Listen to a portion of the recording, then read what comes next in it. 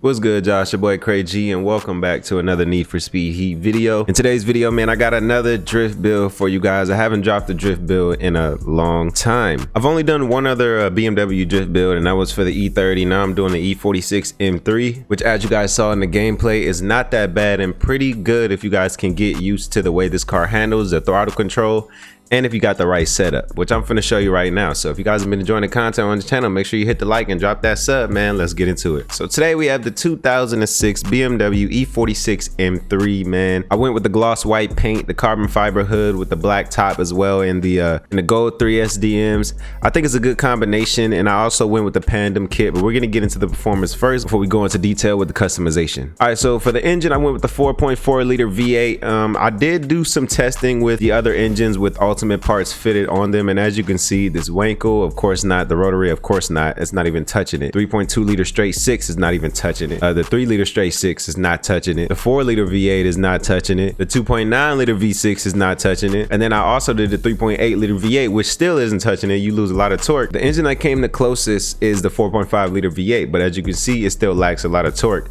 So the fastest engine, in my opinion, for this car is the 4.4 liter V8 after doing testing and comparing all of those engines kitted out with fully ultimate plus parts. I have 1085 horsepower. My 0 to 60 is 3 seconds because this is a drift car. If it was a race build, it would probably be a lot better. I have 901 pound-feet of max torque, and my top speed is 234 miles per hour. Ultimate plus crankshaft, ECU cooling and exhaust with a dual turbo, and my 5 3-pound tanks of nitrous. Even though I don't use nitrous for my drift cars, I don't know why, I just don't. I feel like nitrous kind of fucks you up when you're drifting. I just like to see my numbers real high on this graph, you know what I mean? But going into the drift setup that I've actually been using on all of my cars now, I run pro drift suspension, sport brakes, elite drift tires. Yes, I am using drift parts and they work pretty well, as you guys can see in the gameplay. And then I run an elite plus clutch. Of course, I run a 5-speed gearbox because I feel like it's better to run shorter gears when you're drifting because your gears are longer. You can ride out second gear for pretty much any track. And then for my differential, I run a super showcase diff, man. So that is my drift setup pretty much. For my auxiliary, I didn't really put a passive. I just have an active, which is my repair kits. But if I were to put a passive, it will probably be a radar disruptor. If I was to take this car into the nighttime, I want to use radar disruptor. I usually use damage reduction, which kind of works best because I don't really get a lot of speed when I'm drifting away from the police. I just keep getting fucking rammed by the cops all the time. So damage reduction works the best. But I feel like if I have on radar disruptor, I might as well try it out. Hopefully if I drift past the police, they'll get scrambled and I'll have enough time to get away without them getting on my helmet. But as you guys can see, my power is at 8.9, high speed 10, acceleration 7.1, and nitrous is at 10. And those stats look pretty good for a drift car. Going into my customization, we're gonna go to the stance first. I have my ride height all the way low, of course, fully negative camber in the front and no negative camber in the rear. That's how I do it for all my drift cars. You want max angle in the front, as max angle as you can get. We're gonna go over to the exhaust sound to let you guys hear that before we get into this customization. Woo! Yes, sir. So a little bit of aggressive sound, you know, a couple notches up on the tone. No overrun this time. Kept it in the middle. Well, I kept the overrun in the middle this time because, you know, we spitting enough flames, as you can see.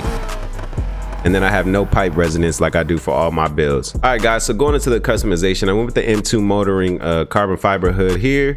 And then I just went with the regular BMW front end, and it has like the little carbon splitter down there, the Pandem splitter, which looks pretty dope in my opinion. I went with the Pandem kit for the fenders as well. So front and rear fenders are a Pandem kit.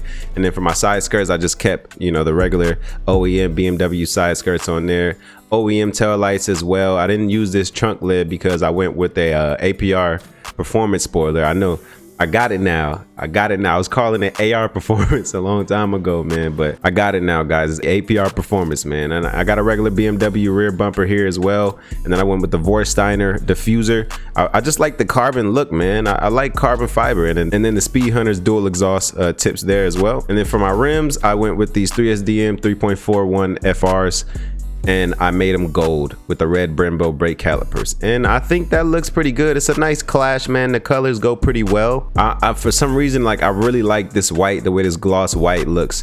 Now I was debating if I should keep the carbon fiber version of the M2 motoring hood on there, or if I should just do the gloss white because the black top is already there. I just feel like that carbon is a little bit too much black. But you guys let me know down in the comments what you would do if you would just go with the regular white M2 motoring hood on there, or if you would go with the carbon fiber one. I think I might keep the carbon fiber on there just for now because I think it looks all right. But that is pretty much the build, man. I appreciate you guys for watching the video, and I encourage you guys to try this out. Like all my builds, when I make a drift build, it's never perfect, you know what I mean?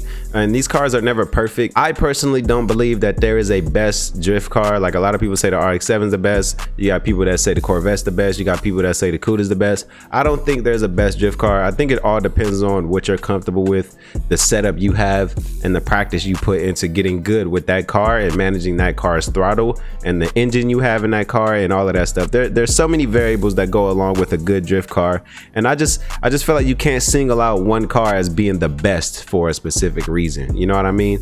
But I appreciate you guys for watching, man. I'll catch y'all in the next video. Whoa, before you guys get out of here, I forgot one thing. I do want to show you guys the live tuning because I forget to do that on like 80% of my drift and my race builds. I forget to show you guys the live tuning, and that's my bad, you know what I mean? That's my fault. All right guys, so we're outside the garage now, and for my live tuning, I have my steering sensitivity all the way high, my downforce all the way low, traction control off, and then my drift style is on brake. I do not use brake to drift. It's just better for transitioning when you put your drift style on brake. I still gas to drift a lot. That's pretty much how I drift. You know, I gas to drift is essentially a clutch kick, but I just use that brake to help with transitioning and straightening out my car quicker so I can bend into the next corner without feeling that clunky magnet feeling, you know? So, I mean, that's pretty much it, guys. I appreciate you guys for watching the video, and I'll catch y'all in the next one, man. Deuces.